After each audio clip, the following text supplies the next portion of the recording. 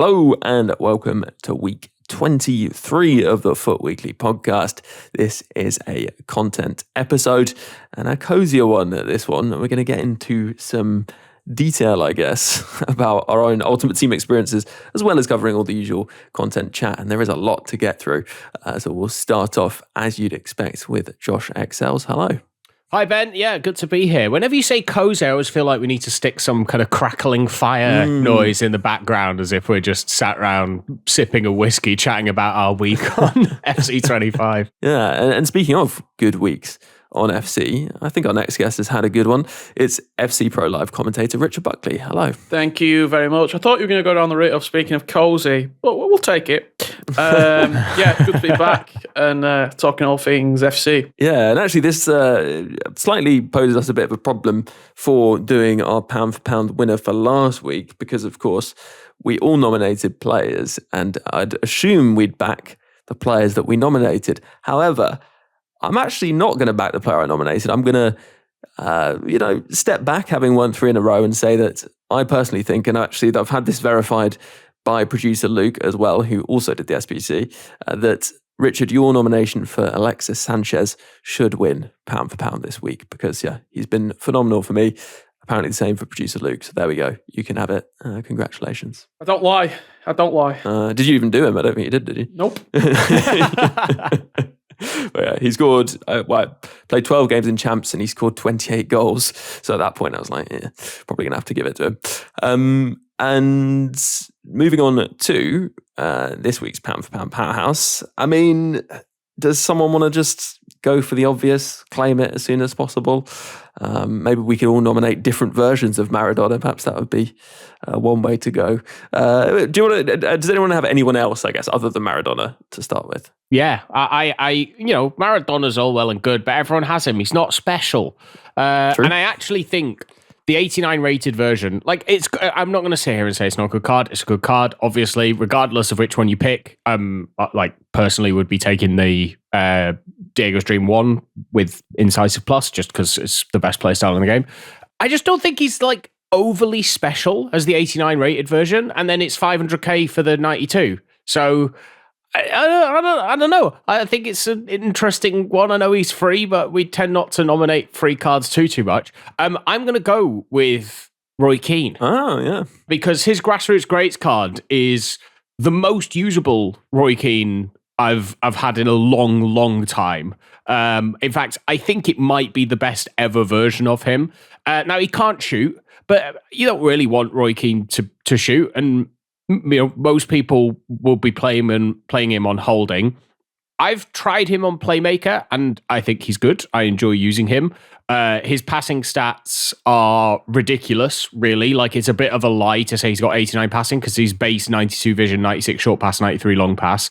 His defending is ridiculous. He has 99 interceptions, and he's got the base intercept playstyle. He essentially has perfect interceptions. He picks the ball up. He's got spider legs.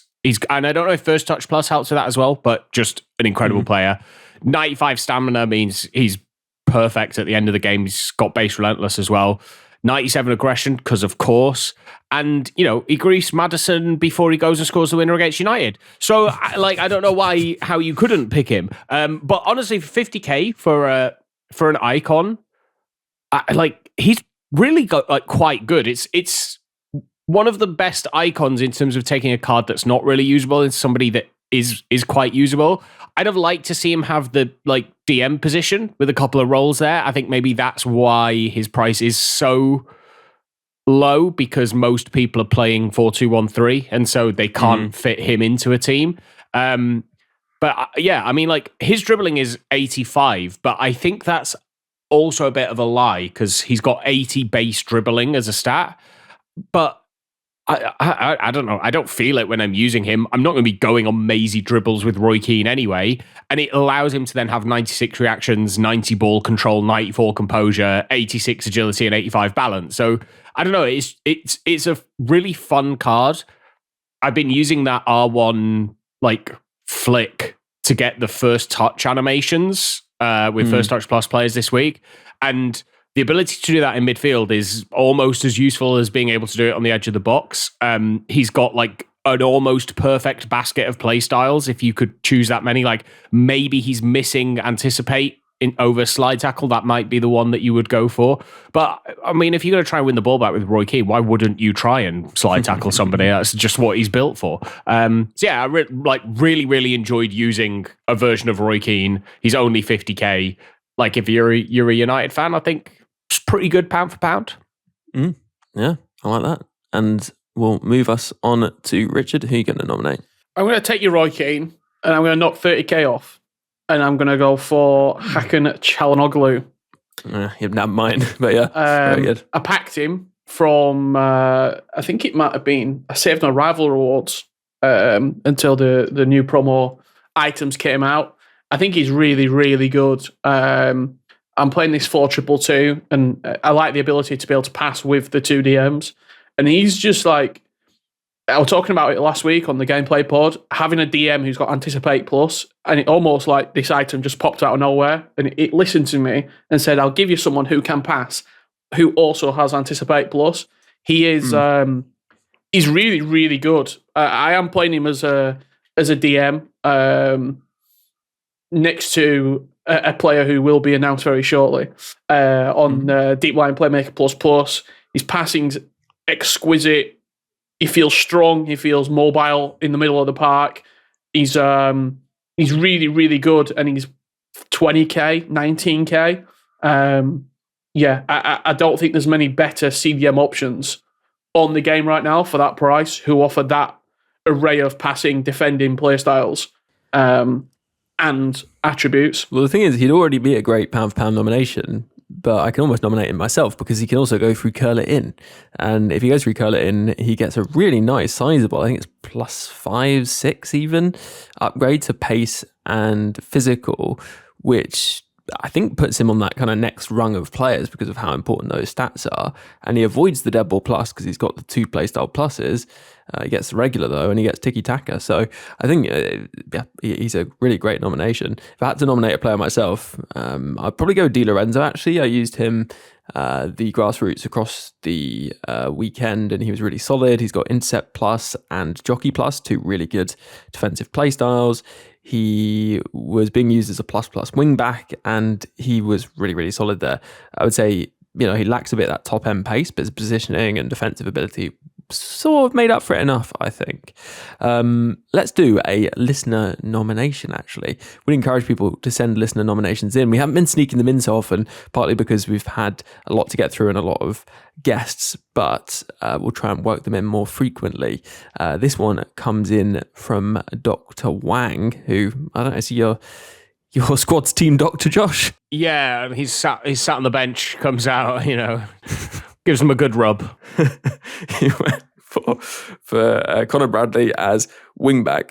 Not sure what it is about him, but he's helped me loads. I've gone from games that ended 6-20, yes, that's 20 goals for the opposition, to actually qualifying for champs for the first time, and he was one of the big changes. And yeah, I mean, sometimes changing a fullback can make a significant difference I think defensively. Maybe Liverpool could learn that's what happens when you change from a right back that can't defend to one that can. They've already got him at the club. We'll give him a run out. Yeah. No, I used him briefly actually, and he was very effective. And I mean, I think wingback is a good. People are using it more and more, but it's a very good fullback role for having a bit of forward contribution, but being defensively helpful as well. And Conor Bradley, the future stars, is a good player to do that with, and he is very cheap. So, any other players people wanted to mention? We'll talk about Maradona after the break, but any other players people wanted to mention as being good value or maybe awful value? I don't know, either one at the moment. I don't want to go into SBCs too early because I think there's quite a few we can talk about. I was surprised at the price of Mendy, I have to say. Quick Step Plus, obviously Block Plus is maybe not the greatest defensive play style. I think you'd have taken any 3 of Jockey, Anticipate, and Bruiser maybe over it, but I still think it's a decent one. It gives him a really good defending and physicality upgrade, which I'm not sure you've been able to Evo his left back card to get that kind of defending and physicality boost for him. And obviously he's got more than serviceable dribbling. His passing's really good, and he's just got that sourcing game, 4-star, 5-star.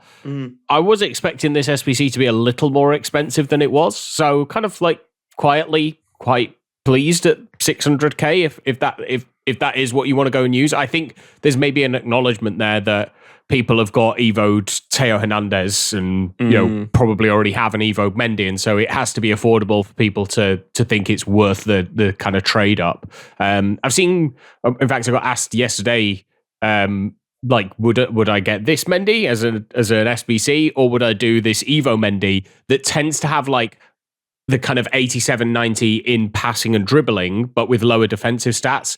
And for me, that just depends on how you use your fullbacks. If you're somebody who's fullback defend and they are a defender first and foremost, then the SBC is probably a better option. But if you're someone who is beginning to use their fullbacks for something other than defending, I think that there are some arguments that you should stick with an Evo'd version or even upgrade an Evo'd version, because I think you can do that through a few of them now.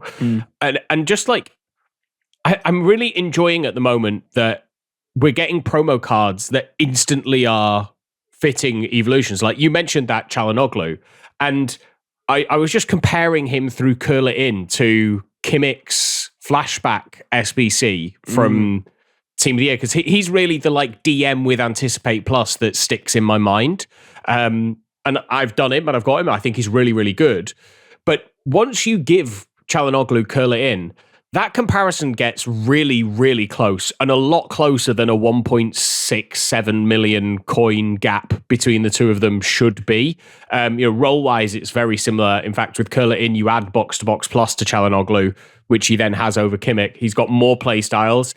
The playstyle plus, I'd probably take incisive over long ball, just in terms of the way that I play. Maybe he's missing relentless, but he does have the 5-star weak foot. So, actually for team of the weeks, for those low-rated promo cards, it's really worth checking to see what Evos they fit through and what they look like out the other end of them, because some of them really are like really, really good. Like even 𝘵𝘃𝗏𝗏, who was the objective player, he can also go through 𝘬𝗏𝗏𝗀𝗏𝗏 and looks really, really fun. If you were a Forest fan, like that's a nice option. Now, obviously, you lose the chemistry boost that Grassroots players give, but yeah, I'm just kind of, I think this has been a really fun promo for a whole load of reasons, and off the back of what I feel like was an inevitable letdown coming off of Team of the Year, but a letdown nonetheless that was Future Stars.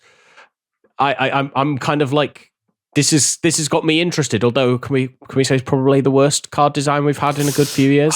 Why do they always? It's not give a good one, is it? The players that have a nice chemistry boost the worst card design, because it was the same with Radioactive, wasn't it? Yeah, you could just cover it up, obviously, with a champs design or something like that, but you'll lose the chemistry boost now, so people presumably won't do that. So yeah, very annoying. I think maybe we'll take a break there, actually. We'll come back to talk about a few more SBCs and then move on to Maradona right after this.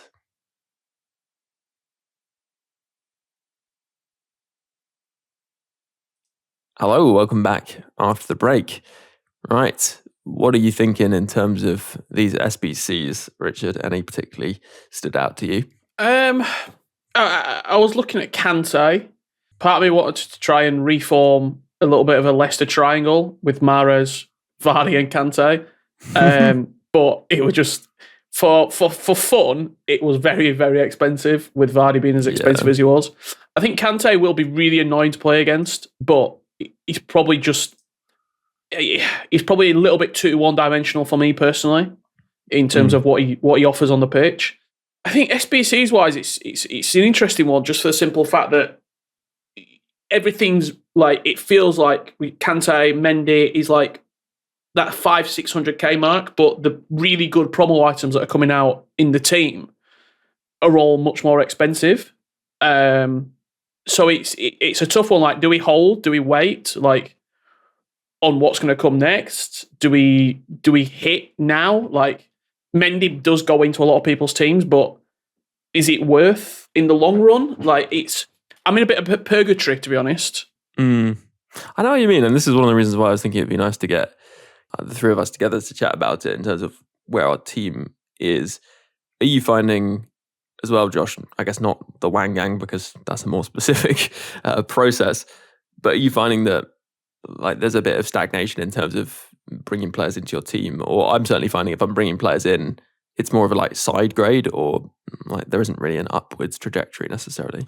Yeah, I mean, I think we've spoken about it a few times, haven't we? That whilst people call it a power curve, it tends to be a power steps.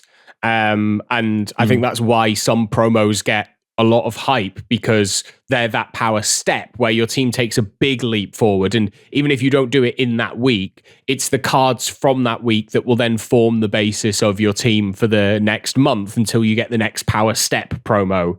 And yeah, I mean, like, I'm not going to lie and say that either Future Stars or so far Grassroots has necessarily changed my team. Like Maradona maybe, but I just don't know that it's necessarily worth me spending 500k for a card that probably isn't better than Pele Team of the Year. Do you know what I mean? Like, I know that's like, it's very much a first world FC problem to have, but yeah, other than the 𝘵𝘱𝗰𝗀𝗀𝘀 Academy evolution, everything that's upgraded my team has been through evolutions in the last kind of 2 weeks. So I have started just completing a few SBCs. I'm obviously as a United fan, I wanted to get that George Best, so I've completed his SBC. I finished Harry Kane just because I've had a bit of a Bundesliga theme going, and I'd like to have that option if I want to have it there. And he's also very good off the bench. But it's difficult to commit to SBCs at the moment, and like I'm looking at the SBCs we've had so far this week in terms of players.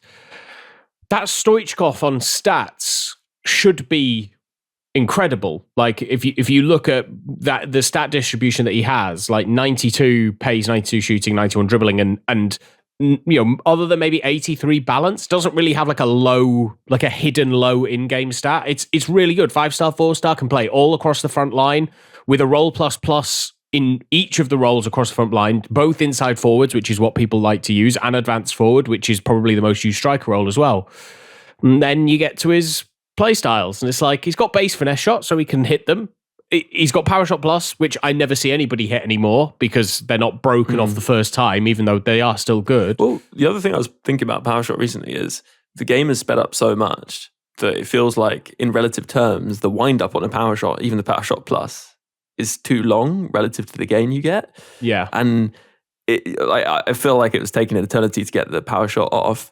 And then when you hit it, if you're using precision, I don't think it's that much better than a precision shot anyway.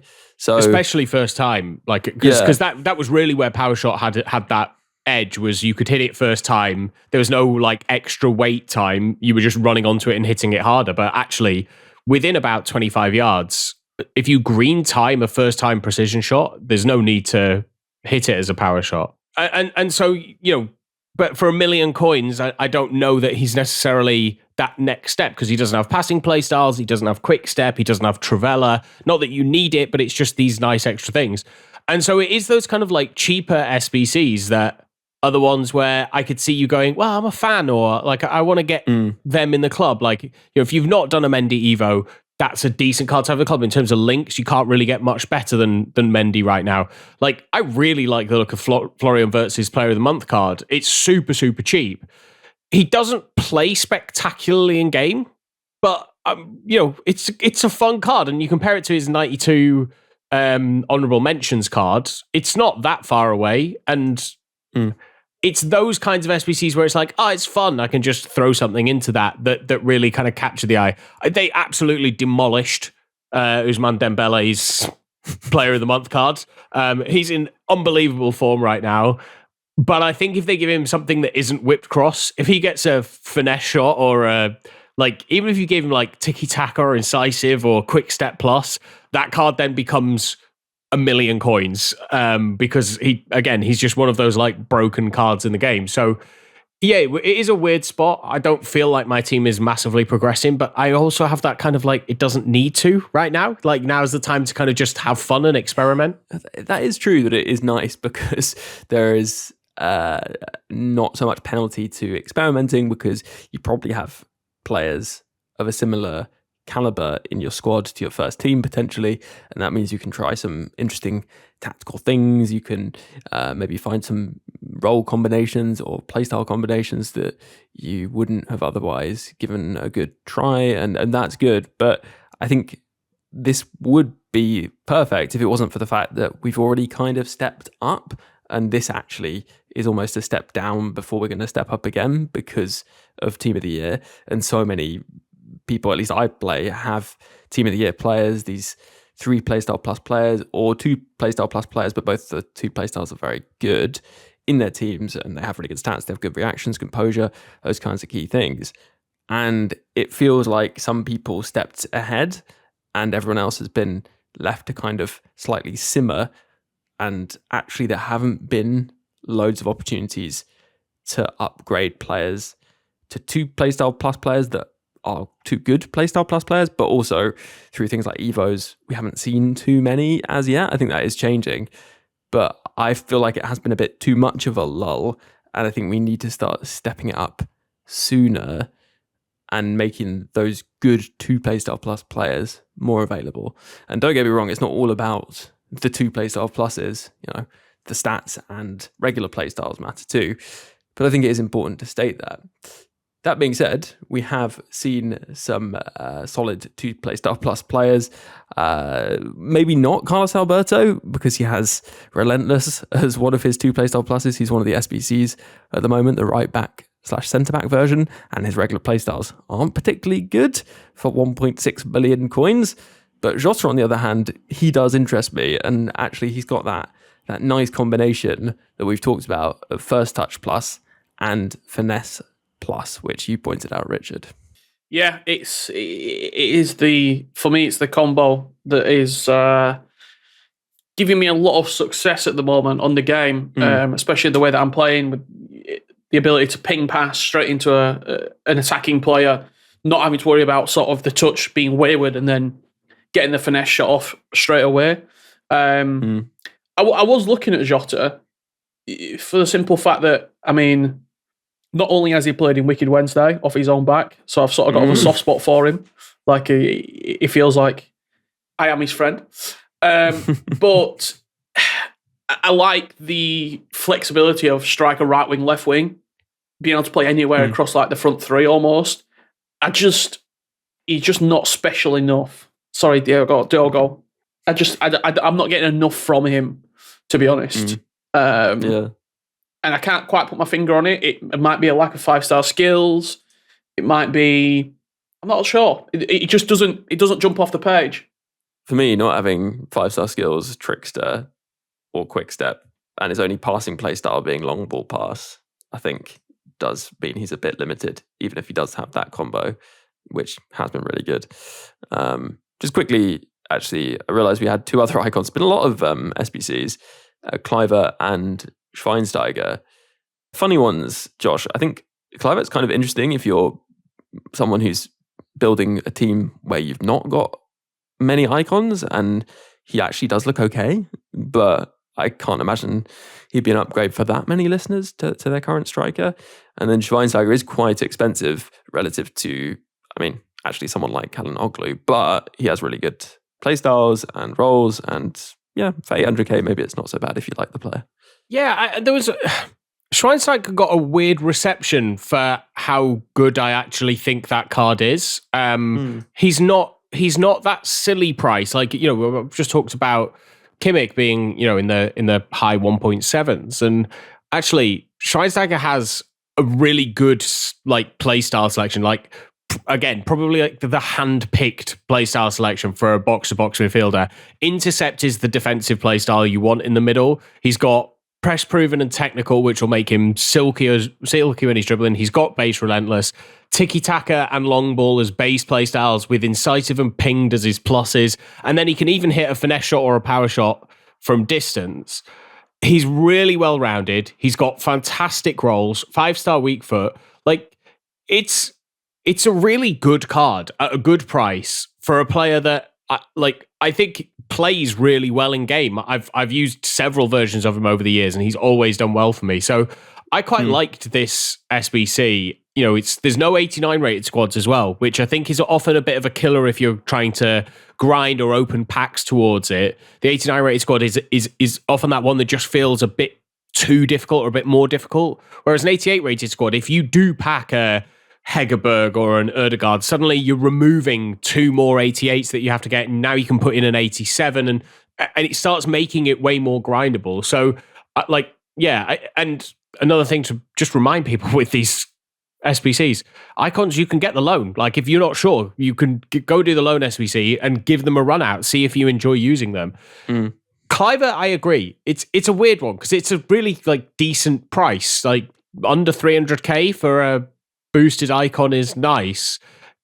He's just meh, isn't he? He's just kind of his 82 composure is probably not good enough. His passing is serviceable. You can get away with it, but it's not great, and he doesn't have a passing playstyle that can kind of get you out of it. He's got 𝘃𝑚𝑒𝑟 Plus, which is nice. He's got base finesse shot, which is decent. Obviously, power shot we've talked about. I don't know. You can't fix the things with him that maybe don't make him elite with a chemistry style. Like, he doesn't have one stat where it's I can fix that. He's just a bit he's just all right. Quick one on 𝘬𝘂𝘰𝗍𝘏 before we move on. Do you think, or how much influence do you think Anders had? Because the comments were that what I got told was that Anders will be able to somewhat pick how this 𝘬𝘂𝘍𝘏 looks. And I look at the play styles, and a lot of them are really, really meta. Yeah. And the fact that he could pick, and the fact that he can play centre mid and CDM and cam, basically meaning he can play 4-2-1-3 or 4-4-2. I think there is actually, I don't know this, but I would actually assume it's the most influence someone's had on an item. I think we can all sort of tell that 𝘃𝗲 were pre-done, when that got released. Whereas this, it feels like it took a little bit longer to come out. He said he wanted to pick 𝘬𝘂𝘍𝘏 right after on a video with Brandon. A 𝘬𝘂𝘍𝘏 got picked, and then I don't know. I look at that item and I think, yeah, you're right. It looks pretty influenced. That thing about selecting playstyles as well. If you look, he has 8 base playstyles and 2 playstyle pluses. And if you go to the Future Stars Academy Evos that we had, it was a selection of 8 playstyles and 2 playstyle pluses. And so there is, I hadn't thought about it until you mentioned about him picking it, but I think there is absolutely a chance. Although, would he have given him quick step if he was really handpicking? Would he have given him quick step over a press proven or long ball, or power shot maybe? Maybe power shot, but it was just something that caught my eye. Talking about a selection of playstyles and I guess stats which make a player incredibly better.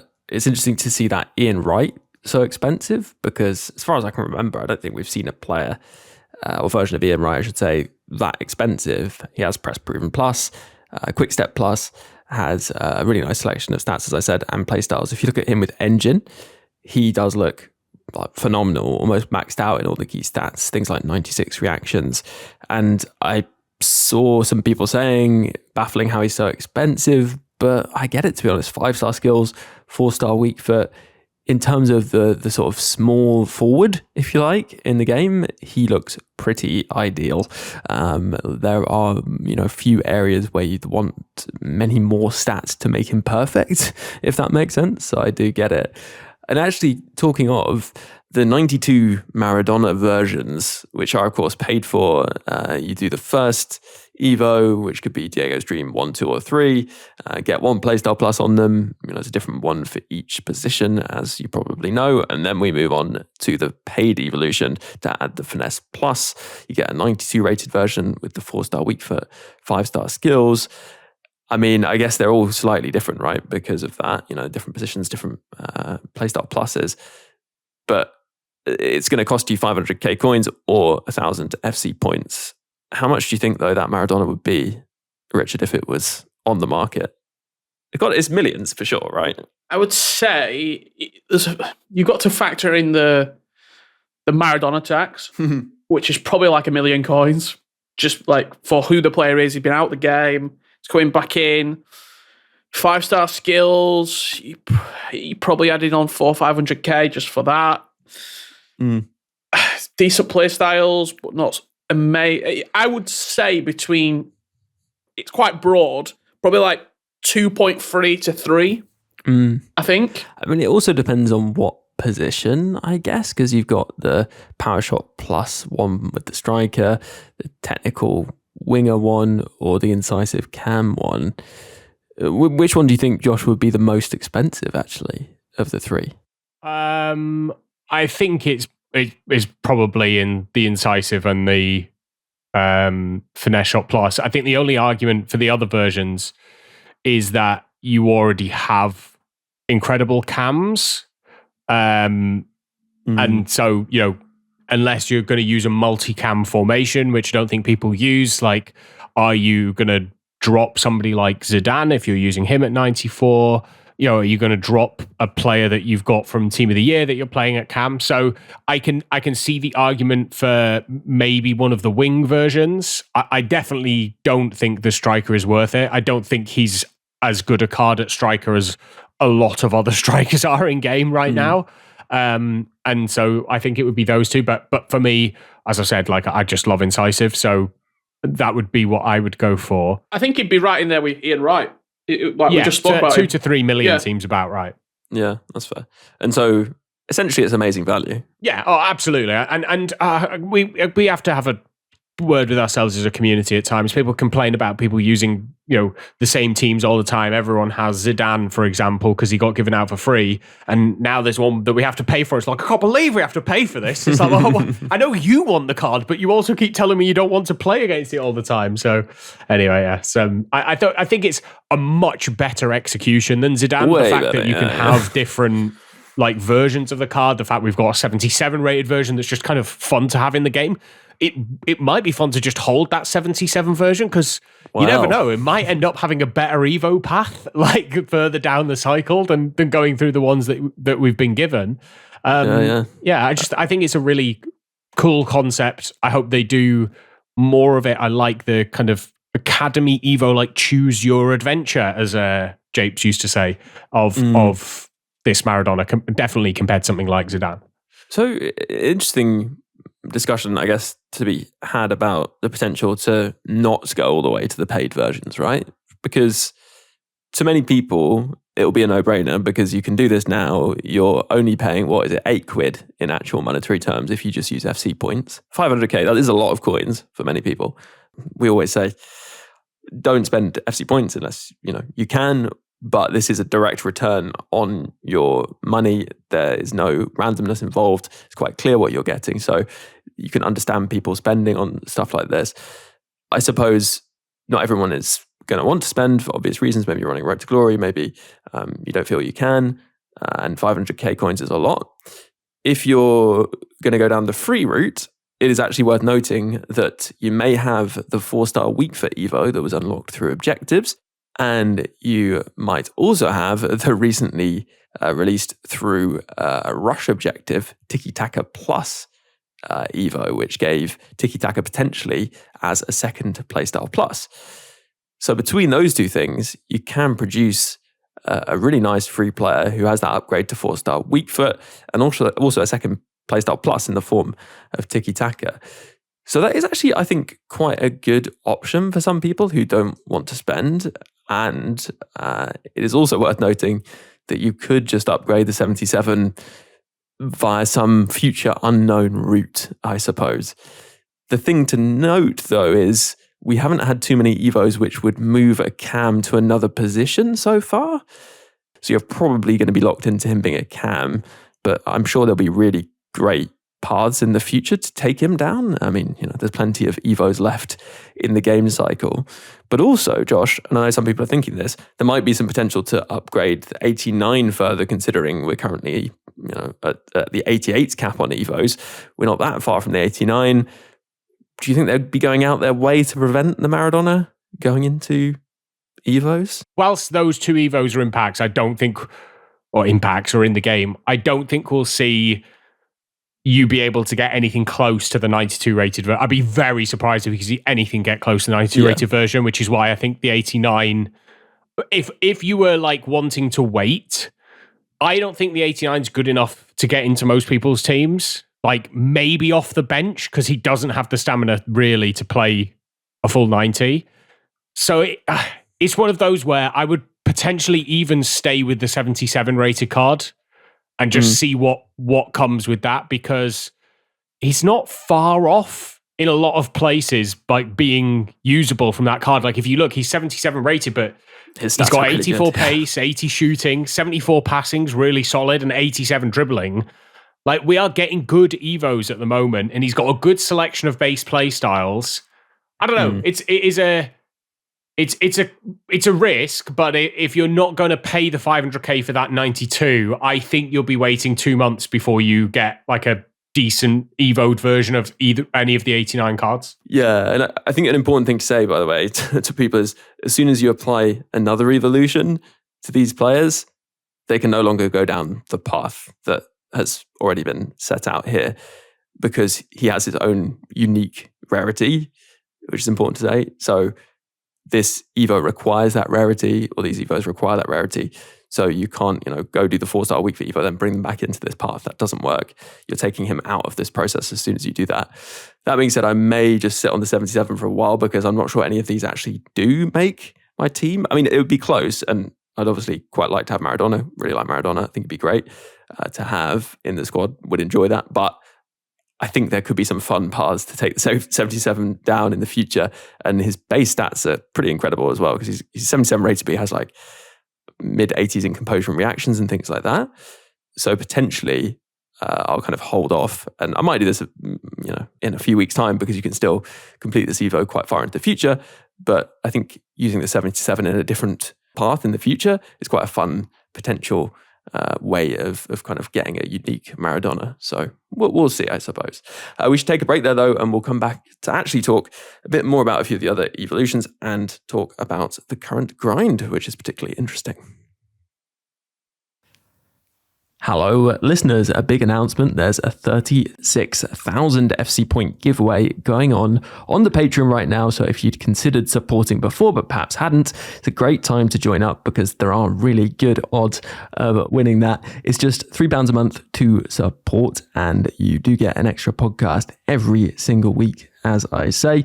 And at the gold or icon tiers, there's access to the Discord too, where there's loads of great resources and a fantastic community. So if you're interested in any of that, then you can just head over and search support for weekly, or follow the link in the description of this podcast. A huge thank you if you do consider doing so, because it really helps the podcast out, and it keeps Foot Weekly weekly, in fact, twice weekly for supporters. Right, let's jump back into this week's podcast. Hello and welcome back after the break. Right, let's run through some evolutions that we've had. A Star is Born is the bronze to silver upgrade, kind of a fun concept, and the players that come out of it look like they can, well, some of them actually compete with much higher rated players. I know there are a few people asking Josh about restarting players to put them through this. It's probably worth clarifying what you need to do that, because you can't have two versions of the same player as evolutions in your club at the same time. Yeah, so it's kind of a weird quirk of the system. Like the people want to restart Evos because they'll have a better version if they start from fresh, which is actually happening to me with my Wangang at the moment. So last year you had to, I think you had to put the player in SBC last year in order to get it to restart, because if you quick sold them, it was like the game still read that you had a version because they were still in your quick sell recovery until they went. This year, I think you can both quick sell them or put them in SBC. But the thing to remember both times is you have to have the base version of the card in your club. So have, like, if you're wanting to restart, I don't know, Mendy, for example, make sure you have a base Mendy in your club, because otherwise it's as if the game locks in that Mendy is an Evo on your account. Whereas if you have the base version, it's like, okay, there's the base version and the Evo version, and he's got rid of the Evo version, so now the base version can go. It's a really weird logic step, but yeah, they're the steps to go if you're wanting to restart. And I think it's worth restarting for a lot of them. Like you said, bronze to silver for A Star Is Born. It's like silver to silver as well. Like, oh yeah, that's true. You can put in a 74 rated, get a ridiculous boost, and they're still 74 rated. It's like, Silver Stars is back again from previous years. So, I mean, there is some crazy card. Like the dribbling you can get on some of these cards coming out of A Star Is Born is absolutely ludicrous. Like 94 dribbling with 90s across the board in their stats. It's an awesome Evo, and one that I think will be very chainable. And so maybe don't commit too early on it. You do want to wait until you see what the other options are. So maybe till next weekend, and then commit to it. And like it also ties in quite well with Complete Winger. I was going to say that. Yeah, it does fit with like one that then gives you that higher up boost. Complete Winger is one of those Evos where it's good, but it's not great. Like, if you've not got 2 playstyle pluses, then it gives you technical, which is fine, but it's not brilliant as a playstyle plus. I quite like it, but it just seems to be everywhere, so it doesn't feel that unique, I think. Yeah, and I don't necessarily see a lot of people technical dribbling.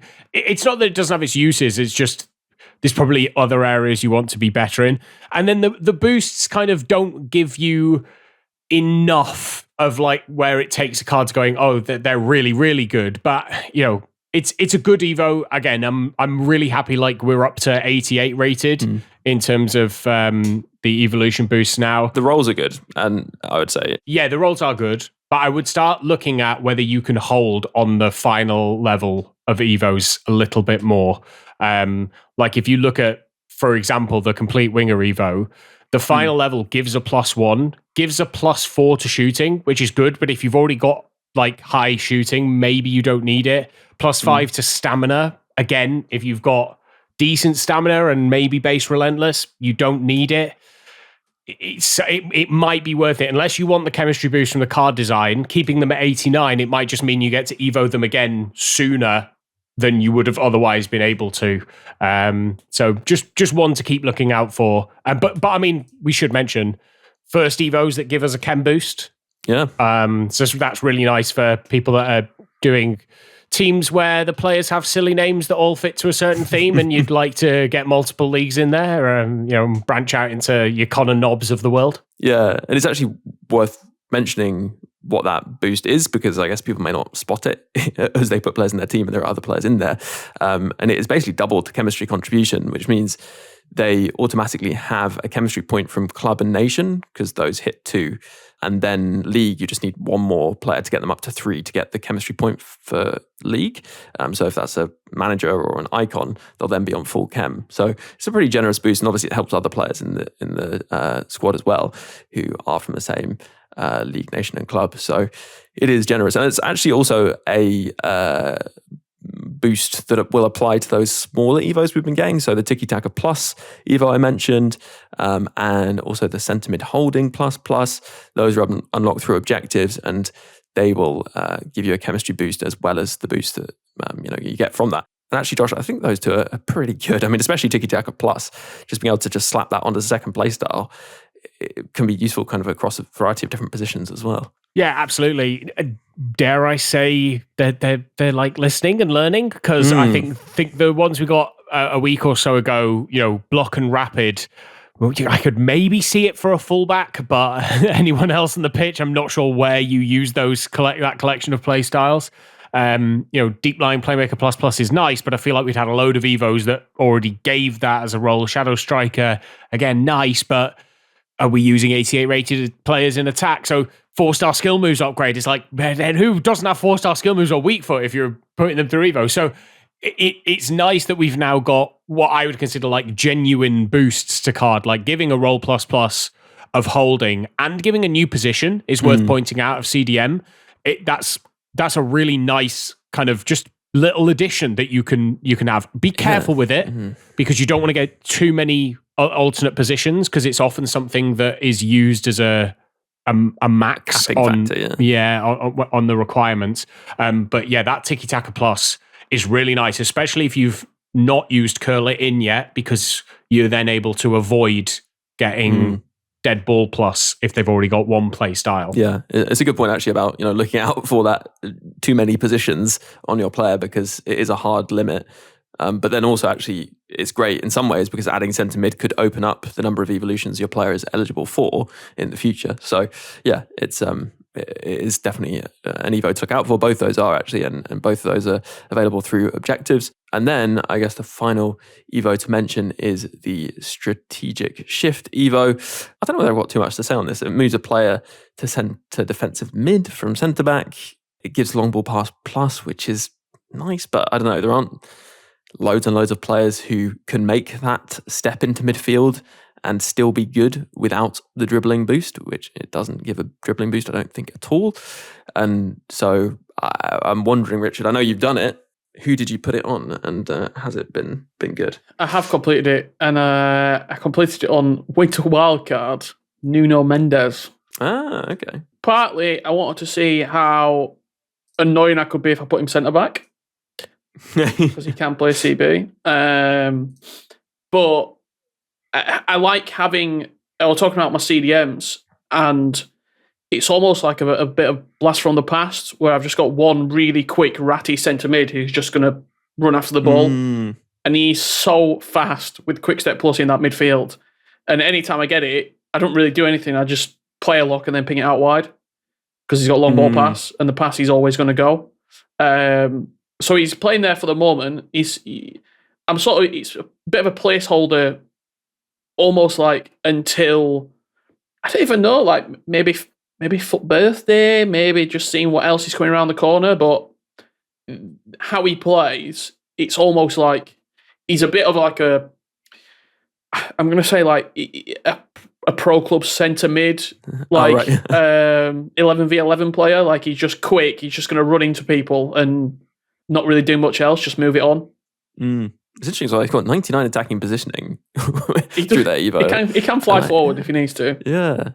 Well, I've noticed this if you have your defensive midfielders on a role that does require them to position themselves to receive passes. Actually, I do notice players with low attacking positioning really do not get themselves as free to receive a pass, which makes sense, even in the deeper areas. So I would definitely look out for that, and that's kind of nice that he has that. And he's a player who has really good dribbling already, so he's perfect for this Evo. A great choice, Richard. Thank you. Clearly picking something up from the podcast. And I think that does sort of wrap us up, apart from, finally, actually, if we've got time, a little bit of a mention of the grind at the moment, because we've got some juiced bronze packs. Well, not juiced bronze pack, but big bronze packs, right? Yeah, big. I like big bronze packs, and I cannot lie. No, it's really good. We've got obviously still got the daily bronze upgrades, and then now the like super juiced grassroots bronze upgrades, where you can essentially get like 100 bronzes for the cost of 5 bronzes. And that links into the grassroots grind, which is repeatable 50 times a day, every day. And it gives you a pack with 6 common gold players and 3 rare gold players for just 11 bronzes. I thought bronzes would go to like 300-400 coins. It's still 2,200 coins. Like you can still easily pick up bronzes for 200 coins. But for me, my grind of doing it, I'm like spam opening bronze packs as much as I can to fill my club. I'm doing then the grassroots grind upgrade using players not from any of the league SBC leagues, and then using the cards that I get both from the bronze packing and then from the grassroots grind back into league SBCs to replenish the coins from opening the bronze packs in the first place. I know some people are trying to sell the bronzes that they pack from league SBCs, and that is a way you can do it, but I don't think you'll make coins long term. If you want a fun investment at the moment, every manager is pretty much 200 coins from a big nation right now. French managers aren't selling for 200 coins. Brazilian managers are easy to pick up for 200 coins. And if we get a big SBC that requires you to find a little chemistry for a player, I think you could see them jump up again. Sometimes it's the more niche nations. Yeah. Easy for me Chile, to say. for example, went to 5k and he was gold. So yes, yeah. Chile went to 5k. So just sometimes it's worth just club stocking of things that are at base price, because you can never really lose coins on them. But I think it's an amazing grind. I think it's It's definitely one for the hardcore grinders. I'm not going to lie and pretend like I don't have 150 Grassroots grind packs sat in my club right now, because I've done all of them. And yeah, I think combining it with League SBCs is the way to go. I'll be interested to see what we get tonight. Obviously, we're recording this on Monday.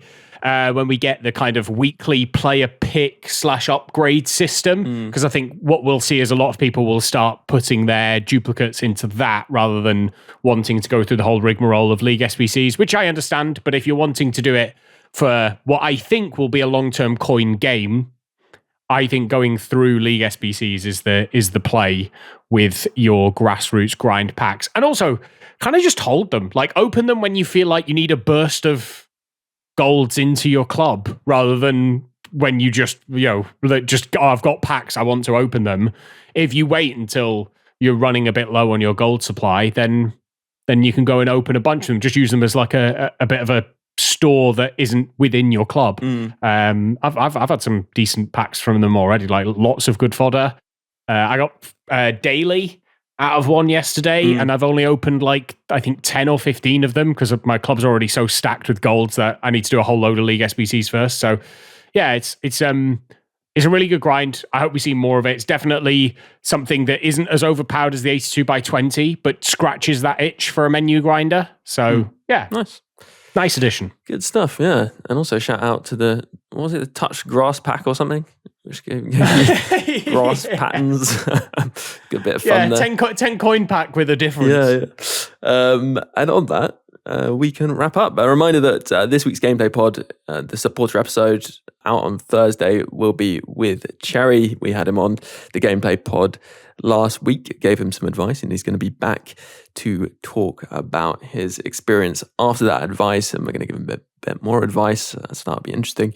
You can catch that on the supporter feed. If you'd like to become a supporter, it's a great time to do so, because there's a 36,000 FC point giveaway going on the Patreon at the moment too, so check that out by searching Support for Weekly. A huge thank you to all those supporters supporting the podcast and keeping it going, including those icon patrons. We not say goodbye? We'll just stay here. Yeah. Whoops. It was lovely. It was smooth, yeah. But Yeah, sorry. Bye, Richard. Bye, Josh. Bye. Got distracted. But yeah, and thank you very much as well to those icon patrons: Dave B, Hugh J, Jeff B, Darren W, Warren A, Stephen M, Waterman, Dan W, Roger D, Rob P, Lee A, Dom P, L M, Damon H, The Shirt Locker, Alex M, Tom B, Jake S, Neil P, Michael K, David G, Andrew R, Michael H, Jimmy K, Brendan T, Berta Saka, Michael B, Brian V, Josh R, Brent P, Rob W, and 𝗫𝗎𝘁. Plus a special thanks to Luke M, Dave B, Hugh J, Tom M, Darren W, and Pato Foot for advice and production assistance. Before I leave you, just one more thing to add though. Ultimate Team is a bit like life really. It has its many ups and downs. If you're having a few more downs than ups in real life in these more difficult times, then please don't feel that you're alone or need to struggle on without taking action. If you go to 𝘭𝘪𝑬𝑗.net, there's loads of resources, advice, support, or even just a friendly chat for anyone who needs it. If it sounds like it could help you, then head over to 𝘭𝘪𝑬𝑗.net. And for now, have a good one, and I'll catch you on the next podcast.